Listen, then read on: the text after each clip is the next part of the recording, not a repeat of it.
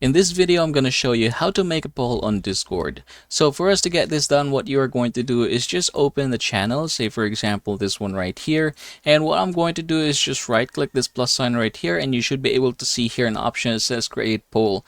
Go ahead and click that one. Now go ahead and ask your question here. Okay, that for example, and then you have the answer here. So I'm going to go ahead and put here option 1, option 2, and then if you want to add more options, just go ahead and tap this one and then go ahead and type your answer here. Now down below you have here the duration option, so you can set the duration here, for example 24 hours the default, but you also have here different options. Say for example you want this to be done in a week, or you want it to be done in 8 hours, that's okay. And then if you are going to allow multiple answers, just go ahead and check this one and then click the post button down below.